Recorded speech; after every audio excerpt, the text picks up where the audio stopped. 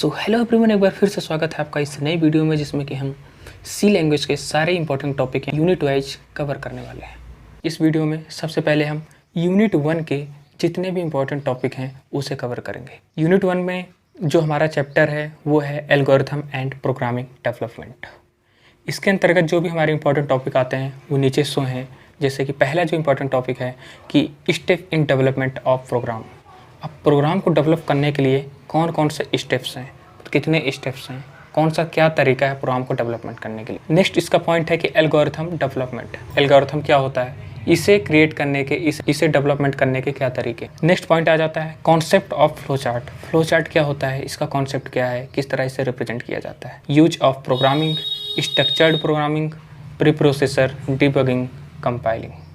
इस तरह से जब भी हम कोई प्रोग्रामिंग लैंग्वेज सीखते हैं तो उससे पहले हमें इन सारी चीज़ों का ज्ञान होना ज़रूरी है। इन सारी चीज़ों के बारे में बताया जाता है जब भी हम कोई प्रोग्रामिंग लैंग्वेज सीखते हैं। मतलब प्रोग्राम क्या होते हैं, एल्गोरिथम क्या होते हैं, फ्लो चार्ट का कॉन्सेप्ट क्या है, प्रोग्राम का यूज क्या है हमारे जीवन में, स्ट्रक्चर्ड प्रोग्रामिंग क्या होती है, प्री प्रोसेसर, डिबगिंग, कंपाइलिंग। तो चलिए समझ लेते हैं वन बाई वन कि कौन किसका क्या मतलब है। सबसे पहले हमारा आ जाता है steps in development of a program. Program को डेवलपमेंट करने के लिए कौन कौन से हमारे पास स्टेप्स हैं। तो program development life cycle contain 6 phase. जो भी हमारी लाइफ साइकिल इसकी कंप्लीट होती है प्रोग्राम डेवलपमेंट की 6 फेज़ में कंप्लीट होती है। कौन कौन से में, पहले प्रॉब्लम डेफिनेशन। अब प्रॉब्लम डेफिनेशन का मतलब क्या है कि मान लो कि एक क्लाइंट है और एक कंपनी है। अब क्लाइंट को कोई ना कोई वेबसाइट बनवानी है तो कंपनी के पास जाता है और कंपनी को अपने प्रोजेक्ट के बारे में बताता है कि मुझे इस विषय में प्रोजेक्ट बनवाना है।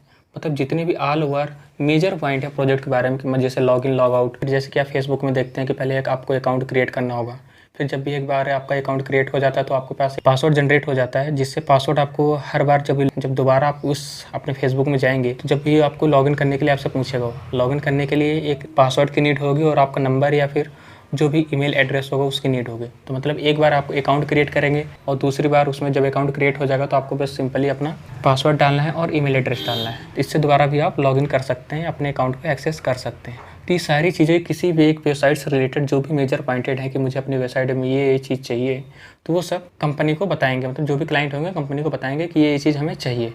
तो एक तरह से क्या होगा, प्रॉब्लम डेफिनेशन। किसी प्रॉब्लम की पूरी डेफिनेशन बताएंगे कंपनी को, तो कंपनी उस पूरी प्रॉब्लम को देखेंगे, समझेंगे। नेक्स्ट फेज में क्या होगा, इसमें प्रॉब्लम एनालिसिस। अब जो प्रॉब्लम आप बताए हैं, क्लाइंट जो भी आया है बताया है कंपनी को, तब उस प्रॉब्लम का एनालिसिस हो। मतलब पूरा ध्यान दिया जाएगा कौन कौन सी इनकी प्रॉब्लम है, इस प्रोजेक्ट में मेजर क्या क्या रखा जाएगा, तो उसका प्रॉब्लम एनालिसिस करेगी कंपनी।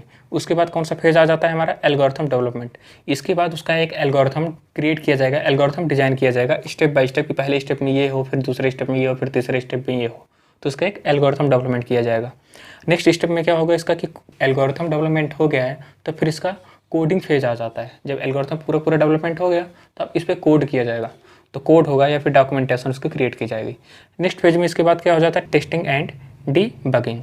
नेक्स्ट इस फेज में क्या होता है कि अब आपका पूरा कोड बन गया, पूरा वेबसाइट पूरी बन के तैयार हो गई। अब इसमें टेस्टिंग पॉइंट आता है कि अब इसमें टेस्ट किया जाता है जो भी वेबसाइट बनी है सही से रन हो रही है नहीं, ज़्यादा लोड तो नहीं ले रही है, ज़्यादा विजिटर आने पे ज़्यादा लोड तो नहीं ले रही है। मतलब पूरा कुछ इसमें टेस्ट किया जाता है, क्या रिस्पॉन्सिव है हमारी वेबसाइट या नहीं है। मतलब रिस्पॉन्सिव का मतलब क्या होता है कि मोबाइल के अकॉर्डिंग, स्क्रीन के अकॉर्डिंग उसी में शो हो जाए, या फिर आप लैपटॉप में चला रहे हैं तो उसके स्क्रीन के अकॉर्डिंग हो जाए, सेट हो जाए, या फिर एलईडी पे चला रहे हैं तो फिर उसके अकॉर्डिंग ये मतलब उसी का शेप ले ले, जिस स्क्रीन पर रखा जाए उसी का शेप ले ले, ये होता है रिस्पॉन्सिवनेस। मतलब सब कुछ इसमें टेस्ट किया जाएगा। जब टेस्ट हो जाएगा तो पूरा इन्हें अपने क्लाइंट को दे दिया जाएगा, भाई रेफर कर दिया जाएगा, ये तो आपका प्रोजेक्ट कंप्लीट हो गया। अब इसमें जब कंप्लीट हो जाएगा तो कभी न कभी इसमें कभी ना कोई बीच में दिक्कत भी आ सकती है। तो अगर वेबसाइट में कोई भी दिक्कत आती है तो उसका मेंटेनेंस कौन प्रोवाइड करता है, कंपनी प्रोवाइड कराती है। कुछ लिमिट टाइम तक, जितनी उसकी समय सीमा रहेगी उस लिमिट तक ही वो आपको सर्विस प्रोवाइड कराएगी मेंटेनेंस की, वरना फिर उसके बाद आपको चार्ज लगेंगे। तो ये सारे फेज हैं, इसके लाइफ साइकिल हैं किसके, प्रोग्राम को एक डेवलपमेंट करने के लिए। ठीक है, तो इन्हें आपको ध्यान में रखना है। अगर आपसे पूछा जाता है कि step in development of a program, तो इस तरह के क्वेश्चन में आपको ये सारे फेज डिफाइन कर देने जैसे जैसे मैंने बताया है, और इस साइड में फिगर बना देना। ये होता है life cycle, program development life cycle. Next है हमारा एल्गोरिथम डेवलपमेंट।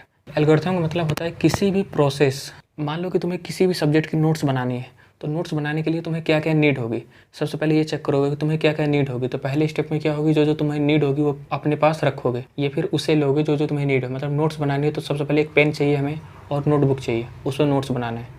तो पहले स्टार्ट करेंगे, इसके बाद पहले स्टेप में स्टार्ट होगा, दूसरे बात में तुम्हें क्या क्या नीड है, जो जो नीड है उसे कंप्लीट करोगे। फिर बाद में क्या करना होगा, उसे तीसरे स्टेप में लिखोगे। फिर इसके बाद क्या करना होगा, चौथे स्टेप में लिखोगे। इस तरह के जितने स्टेप बाय स्टेप प्रक्रिया है, क्रम बाय क्रम, उसे एक क्रम में लिख दोगे, स्टेप 1, स्टेप 2, स्टेप 3 इस तरह करके, और लास्ट में एंड कर दोगे। इस तरह से जो भी क्रिया की जाएगी स्टेप बाय स्टेप तरीके से, वो हमारी होती है एल्गोरिथम। अब मान लो कि जब भी कभी आपने गूगल में कुछ सर्च किया होगा, तब आपको गूगल सर्च रिजल्ट में कुछ पेज दिखाई दिए होंगे। गूगल सर्च रिजल्ट में इन पेजों को दिखाने के लिए कुछ विशेष एल्गोरिथम का उपयोग करता है। अब क्या होता है कि मान लो कोई भी टॉपिक आप गूगल में सर्च करते हैं, तो सर्च करने पर किसी एक टॉपिक पे बहुत सारी वेबसाइट खुल के आ जाती हैं। तो क्या कारण है कि कौन सी वेबसाइट ऊपर आएगी, क्या कारण है कि कौन सी वेबसाइट नीचे आएगी, मतलब कि इनकी रैंकिंग एक दूसरे से जस्ट नीचे रहती है। वो जो लास्ट वाली वेबसाइट है पहले क्यों नहीं आ जाती, तो ये कहीं ना कहीं एक तरीका है एल्गोरिथम का ही, एल्गोरिथम को ही फॉलो किया जाता है इसके अंतर्गत, कि जो एल्गोरिथम कंडीशंस हैं एल्गोरिथम को उसे फॉलो कर रही है, वो हमारे फर्स्ट रैंक पे रैंक कर जाती है। ऐसे यूट्यूब की बात करें तो यूट्यूब पे भी आप कोई किसी भी टॉपिक को सर्च करेंगे, तो सर्च करने पे सबसे पहले कोई एक वीडियो आ जाती है, उसके बाद ही बहुत सारी वीडियो आती है। मतलब जिसकी रैंकिंग अच्छी रहती है तो वीडियो सबसे पहले आ जाती है, उसके बाद जिसकी रैंकिंग डाउन होती चली जाती है, एक दूसरे के नीचे आती रहती है। तो वहाँ पे भी एक तरह का एल्गोरिथम ही हमारा वर्क करता है। ठीक है, अगर इसे एक लाइन पे डेफिनेशन इसकी समझे तो क्या होता है कि एल्गोरिथम किसी प्रॉब्लम को सॉल्व करने का एक प्रोसीजर या स्टेप बाय स्टेप इंस्ट्रक्शन है। तो इस तरह से आपको एल्गोरिथम के बारे में डिफाइन कर सकते हैं अगर आपके एग्जाम में आता है तो। एल्गोरिथम में एक बड़े स्टेप को छोटे स्टेप में तोड़कर लिखा जाता है। मान लो जो भी कोई बड़ी प्रॉब्लम है उसे छोटे छोटे स्टेप में कंप्लीट किया जाता है। तो ये था एल्गोरिथम के बारे में। अगर इस एल्गोरिथम को एक एग्जाम्पल से समझें, मान लो हमें टी बनानी है, चाय बनानी है मान लो, तो उसका चाय बनाने का क्या स्टेप रहेगा उसे समझ लेते हैं, जिससे आपको समझने में बहुत आसान रहेगा। इसलिए हम एग्जाम्पल ले लिए, ठीक है। तो पहले स्टेप में हमें चाय बनाने के लिए क्या क्या नीड चाहिए, तो स्टेप 1 पे क्या है, place the fresh water in a kettle. अब आपको ये केटल ज़रूरत है और फ्रेश वाटर की ज़रूरत है, अगर आप पानी थोड़ा दूध में मिलाते हैं तो, ठीक है। अगर बिना पानी की चाय पीते हैं तो फिर बहुत अच्छी बात है। तो सबसे पहले तुम्हें क्या क्या नीड है, पहले स्टेप में एक केटल की ज़रूरत है और वाटर की ज़रूरत है। सेकंड स्टेप में क्या करना है आपको, अब जो केटल है और वाटर है तो पानी को तो गर्म करना पड़ेगा। तो सेकंड स्टेप में क्या है, boil the water to match your style of tea. मतलब आप पानी को गर्म करेंगे जितना आप अपने अकॉर्डिंग गर्म करेंगे, जितना आपको चाय के लिए ज़रूरत हो। थर्ड स्टेप में क्या है, put the black tea leaves in the pot, that pot. अब आप काली चाय पत्ती अब अपने बर्तन पे डालेंगे। इसके बाद पूरे चाय बनाने का पूरा प्रोसीजर स्टेप बाय स्टेप कैसे करेंगे। इसके बाद क्या होगा, after that add some milk into the pot. इसके बाद जब भी आप चाय पत्ती डाल दिए उसमें, उसके बाद आप क्या करेंगे, दूध डालेंगे, किसमें, अपने बर्तन में। इसके बाद क्या होगा, स्टेप 5 में ऐड सम शुगर। अब जब दूध डाल दिए हैं तो इसके बाद हम क्या करेंगे, चीनी डालेंगे, थोड़ा बहुत जितना आपके अकॉर्डिंग अपने स्वाद अनुसार चीनी डालें, है ना। तो जितनी भी आपको ज़रूरत है उतनी इसमें चीनी डालेंगे। और सिक्स स्टेप में क्या होगा, बॉयल फॉर सम टाइम। अब थोड़ी देर के लिए इसे बॉयल करेंगे। तो जिस तरह से हमारी देखो अब यहाँ पे क्या होगा, पूरी चाय हमारी तैयार हो जाएगी। और जैसे ही बॉयल करेंगे तो हमारा लास्ट में क्या है, and it is ready to serve. अब तुम्हें सर्व करने के लिए रेडी है हमारी चाय। तो देखो फिर देखते देखते हमारी पूरी चाय कंप्लीट हो गई है। तो इस तरह से कोई भी आपको प्रोसीजर दिया जाता है, मतलब कोई भी क्वेश्चन दिया जाता है तो उसे स्टेप बाय स्टेप में तोड़ देना, ये हमारा होता है एल्गोरिथम। तो इस तरह से आपको एल्गोरिथम के बारे में समझना है और लिखना है, ठीक है। नेक्स्ट आ जाता है हमारा एडवांटेज ऑफ एल्गोरिथम। अब एल्गोरिथम का एडवांटेज क्या है हमारे लिए, एल्गोरिथम को समझना आसान होता है। पहला ये, मतलब कोई भी प्रॉब्लम है अगर स्टेप बाय स्टेप तरीके में कर देंगे तो एक समझने का हमारा नज़रिया थोड़ा चेंज हो जाएगा और समझ बहुत अच्छे से लेंगे उसे, है ना। नेक्स्ट इसमें पॉइंट क्या है कि एल्गोरिथम किसी समस्या के समाधान का स्टेप वाइज रिप्रेजेंटेशन होता है। जाहिर सी बात है, अभी जो हमने ऊपर पढ़ा था तो हमारा क्या है, स्टेप बाय स्टेप किसी भी समस्या को सॉल्व करते थे, जो भी हमें समस्या जैसे भी दी जाए चाहे। तो एल्गोरिथम किसी भी समस्या के समाधान का एक स्टेप वाइज रिप्रेजेंटेशन है। नेक्स्ट पॉइंट इसी में क्या आ जाता है कि एल्गोरिथम में समस्या को छोटे छोटे टुकड़ों या चरणों में तोड़ दिया जाता है। इसीलिए प्रोग्रामर के लिए इसे वास्तविक प्रोग्राम में बदलना आसान हो जाता है। एकदम सिंपल लैंग्वेज ये समझ लेंगे। एल्गोरिथम के प्रत्येक चरण का अपना लॉजिकल सीक्वेंस होता है जिसे डिबग करना आसान होता है। यहाँ पे डिबग का मतलब क्या होता है कि कोई भी प्रॉब्लम आपको दी हुई है और उसमें एरर आ गई, कुछ गलती आ गई, उस गलती को ठीक करना ही हमारा क्या कहलाता है, डिबग कहलाता है। मान लो कोई प्रॉब्लम दी गई है, अब उसकी टेस्टिंग की जा रही है, टेस्टिंग करने पे कोई ना कोई प्रॉब्लम मिल गई उस पर, ठीक है, कोई प्रॉब्लम कोई भी एरर मिल गई है, तब उसे सही करना है। जो हम सही करते हैं यही बोलते हैं इसे डिबगिंग प्रोग्रामिंग लैंग्वेज। तो इसे आपको ध्यान में रखना है एडवांटेज ऑफ एल्गोरिथम के अंतर्गत। नेक्स्ट आ जाता है हमारा डिसएडवांटेज ऑफ एल्गोरिथम। इसके अंतर्गत क्या होता है देख लेते हैं।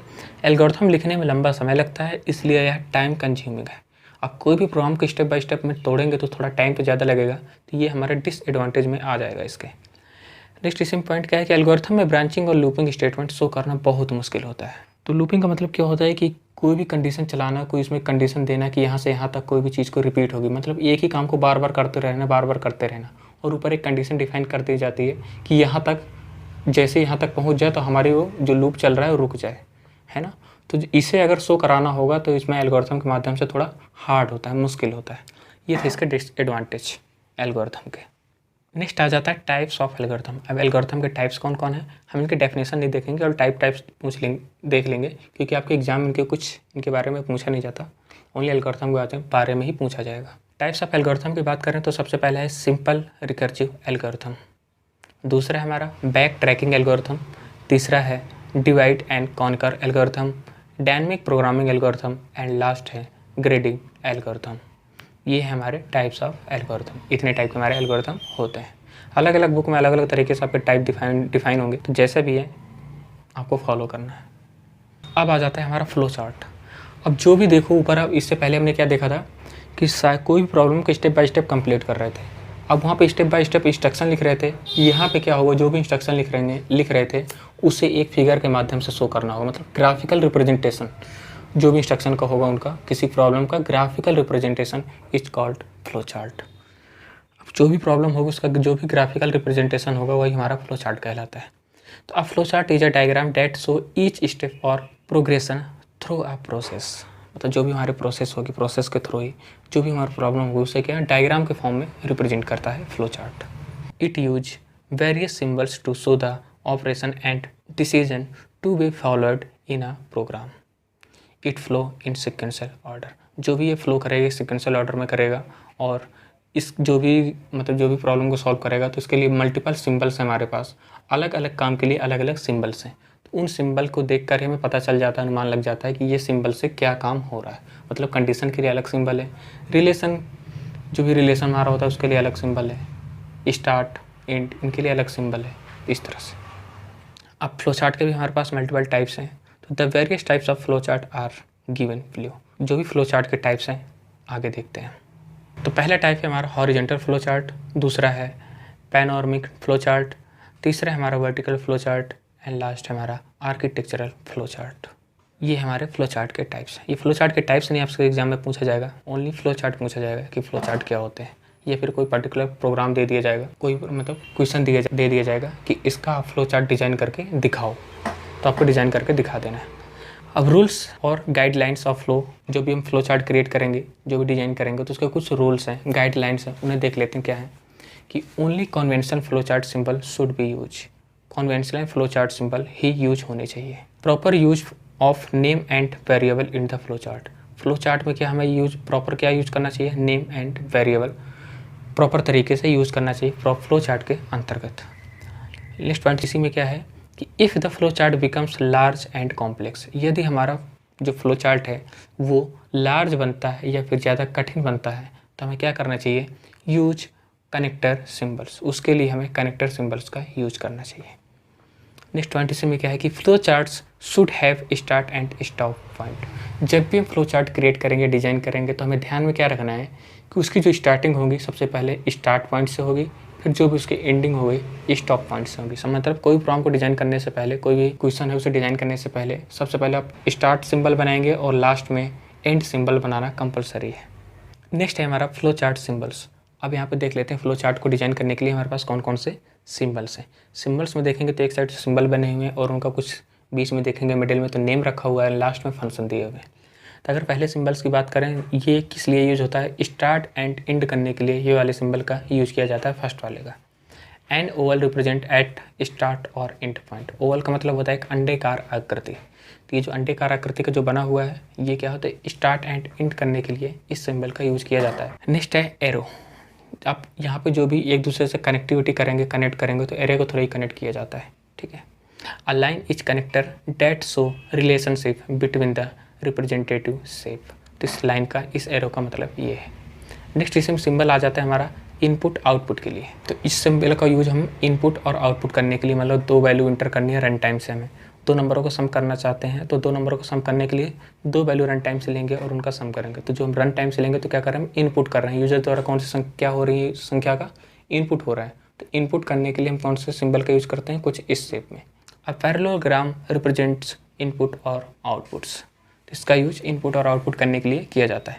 नेक्स्ट इसमें सिंबल जो हमारा है वो प्रोसेस करने के लिए, जब भी हम कोई भी काम कर दिए, मतलब प्रोग्राम को एग्जीक्यूट कर रहे हैं, एग्जीक्यूट करने से रिजल्ट आने से पहले उसका क्या होता है, एग्जीक्यूशन होता है, मतलब प्रोसेसिंग होती है। तो प्रोसेस करने के लिए किस सिंबल का यूज़ किया जाएगा, कुछ इस प्रकार के सिंबल का यूज़ किया गया।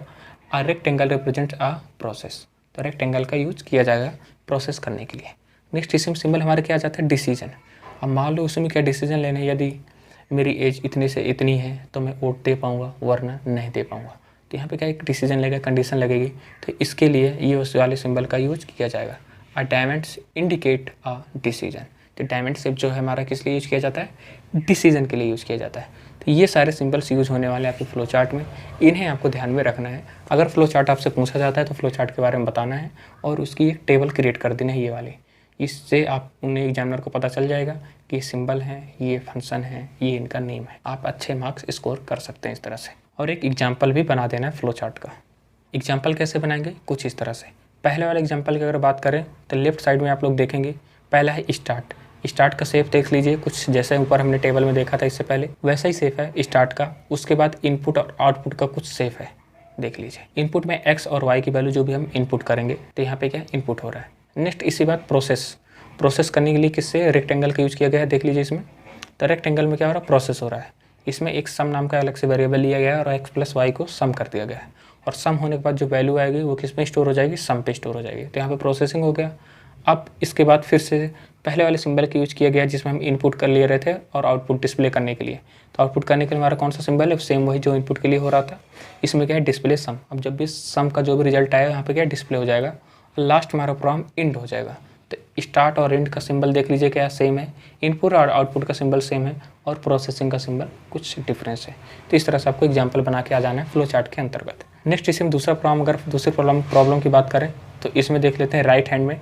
इसमें क्या होता है, सबसे पहले क्या स्टार्ट है, फिर इनपुट है। इनपुट करने के बाद यहाँ पे एक डायमंड का एक कंडीशनल सिंबल बना हुआ है डायमंड शेप में। यहाँ पे क्या कुछ ना कुछ कंडीशन दी जाएगी और कंडीशन होने के बाद अगर कंडीशन सही होती है तो किसी भी तरह प्रोसेस कर सकते हैं आप एस और नो के फॉर्म में। अगर कंडीशन फॉल्स होती है तो उसमें कुछ और ऑपरेशन परफॉर्म कर सकते हैं, ठीक है। तो यहाँ पे दोनों ही साइड प्रोसेस लिखा है, लास्ट में एंड है।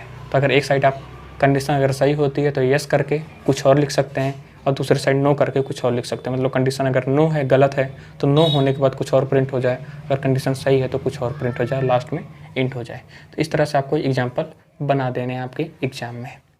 नेक्स्ट है हमारा programming and use of programming. Programming क्या होती है और इसका यूज क्या है।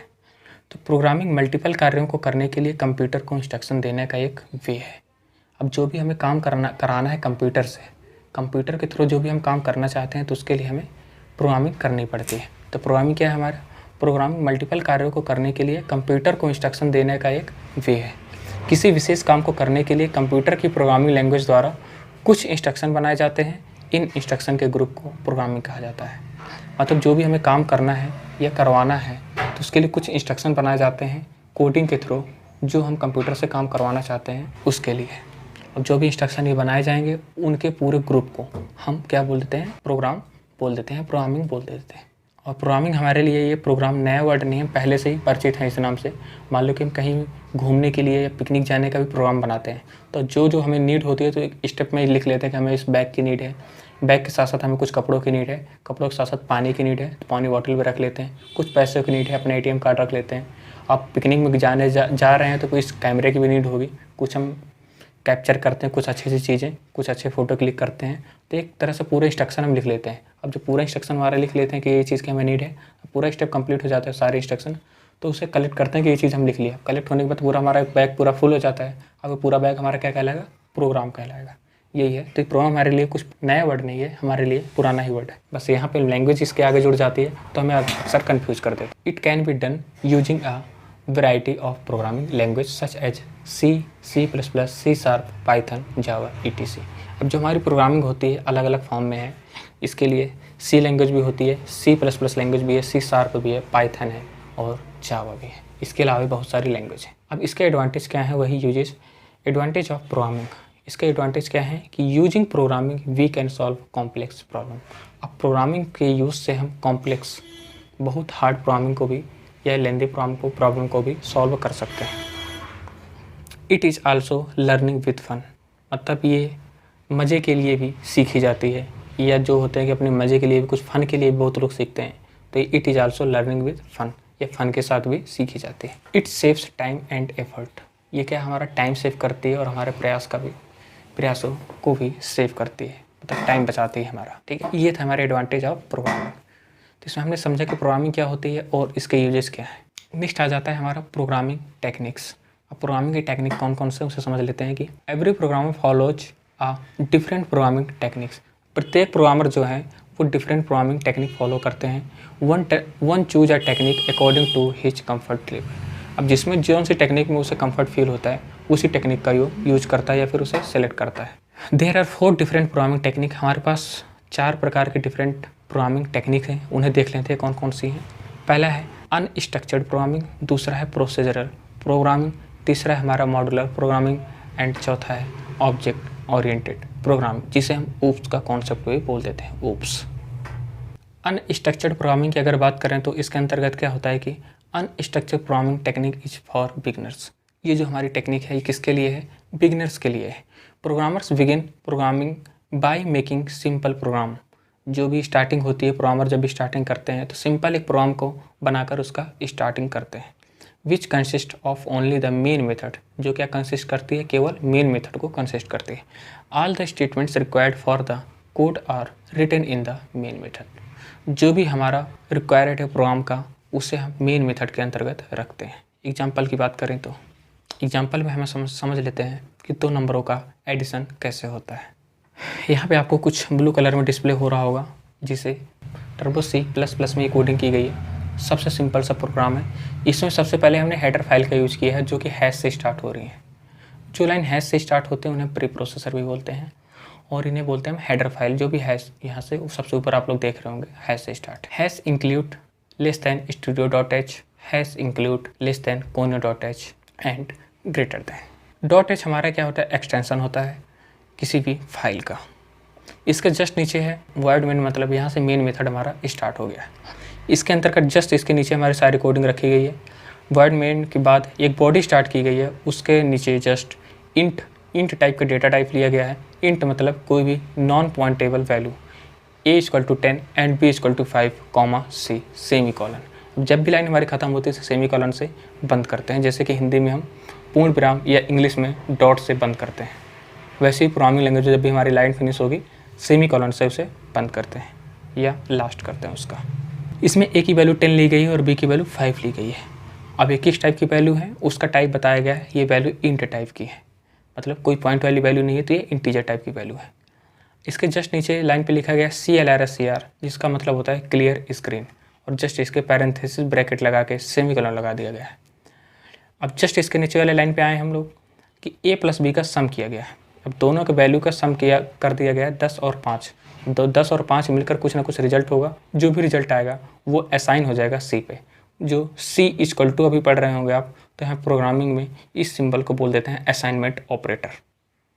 ठीक है, तो a+b की जो भी वैल्यू सम होगी वो असाइन हो जाएगी C पे। तब C का रिजल्ट जो भी आएगा a+b हमारा कितना आ जाएगा 15। अब जब C की वैल्यू 15 हो गई तो इसे हमें लास्ट में क्या प्रिंट कर देना है। प्रिंट करने के लिए या फिर आउटपुट स्क्रीन पे सिंबल को प्रिंट कराने के लिए हम printf फंक्शन का यूज़ करते हैं। इसके अंतर्गत हमने sum=%d, %d मतलब फॉर्मेट स्पेसिफायर, ये इंटीजर टाइप की वैल्यू के लिए %d यूज करते हैं। अब यहाँ पे किसकी वैल्यू में प्रिंट कराना है C की, तो कॉमा करके C लगा देंगे। और लास्ट में get ch जो स्क्रीन को होल्ड करने का काम करता है, या भी ऐसे भी कह सकते हैं कि जब तक आप ये कैरेक्टर इसे कोई इंटर नहीं कराएंगे तब तक ये इस स्क्रीन से आप बाहर नहीं निकल पाएंगे। कंसोल स्क्रीन से जो हमें ब्लैक कलर में राइट हैंड पे दिख रही है, जिस पे कुछ आउटपुट शो हो रहा है sum=15। इस तरह से आपका एक सिंपल सा प्रोग्राम है ये, 2 नंबरों को सम करने का, 2 नंबरों को ऐड करने का, और उसका कुछ आउटपुट आ रहा है, तो आप इसे एग्जाम में बना सकते हैं। नेक्स्ट है हमारा स्ट्रक्चर्ड प्रोग्रामिंग क्या होता है। ये मोस्ट इंपॉर्टेंट टॉपिक है आपका इस चैप्टर में कि स्ट्रक्चर्ड प्रोग्रामिंग का मीन्स क्या है। In structure programming we subdivide the whole program into small modules so that the program becomes easy to understand.